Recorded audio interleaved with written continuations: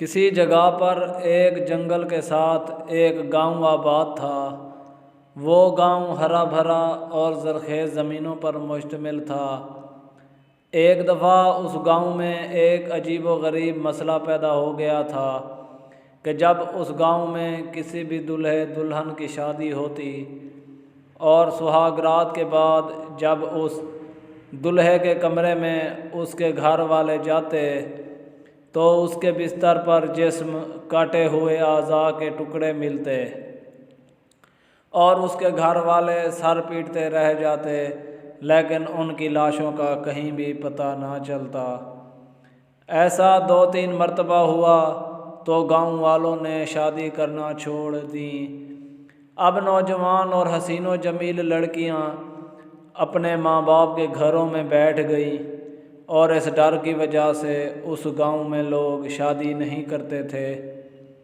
اس گاؤں کے عقل مند اور نوجوان لوگوں نے بہت کھوج لگائی، لیکن کوئی بھی بات سامنے نہ آئی۔ اس گاؤں کے کسان کا بیٹا شہر میں پڑھنے گیا ہوا تھا۔ چند سال بعد جب وہ نوجوان واپس لوٹا تو اس کے باپ نے اس کو ساری صورتحال سے آگاہ کیا۔ وہ نوجوان لڑکا بڑا حیران و پریشان ہوا، آخر ایسی کیا وجہ ہے کہ ہمارے گاؤں میں یہ مسئلہ پیش آ گیا ہے اور اس کا بھی پتہ نہیں چلتا۔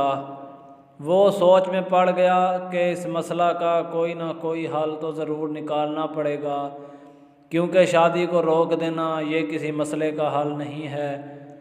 اس کے بعد اس نے باپ کو کہا کہ وہ گاؤں کے تمام بزرگوں کو ایک جگہ اکٹھا کریں، ہم تمام مل بیٹھ کر اس مسئلے کا حل نکالتے ہیں۔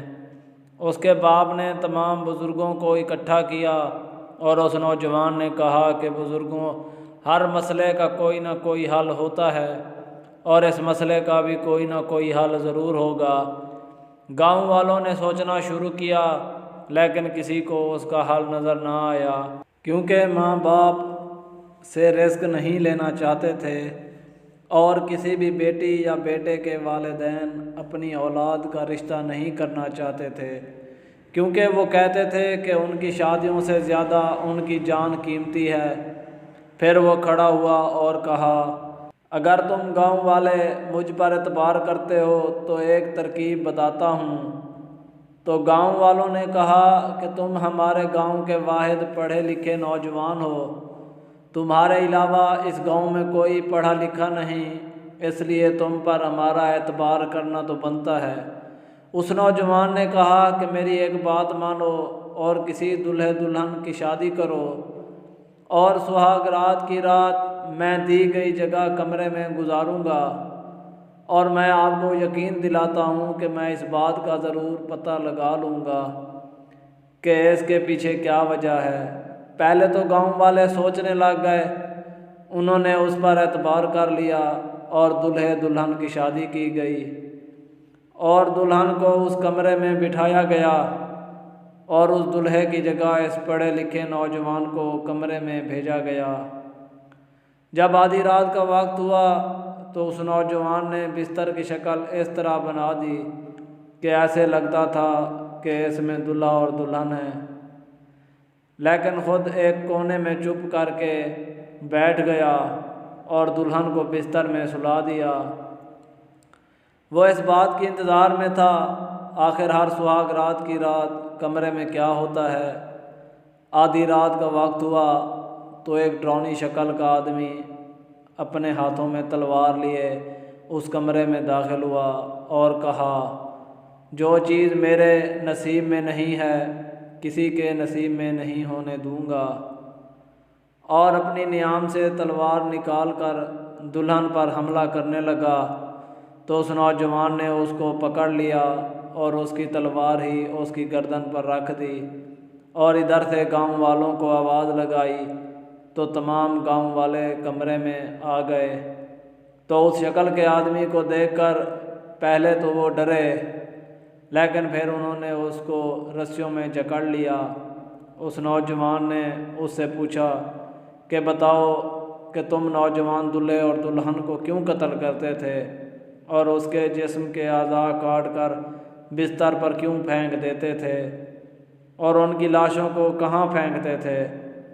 تو اس نے کہا کہ میں نے بڑے ارمانوں سے اپنی شادی کی تھی، لیکن شادی کی رات کو ڈاکو میری بیوی کو اٹھا کر لے گئے۔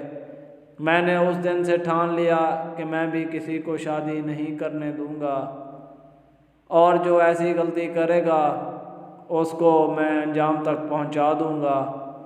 تو اس نوجوان نے کہا، تمہارے ساتھ ناانصافی ہوئی تھی تو تم گاؤں کے سرپنچ کے پاس آتے یا قاضی کی عدالت میں جاتے، تمہیں ضرور انصاف مل جاتا، لیکن ان معصوم اور بے گناہ لوگوں کو قتل کرنے کا کیا فائدہ؟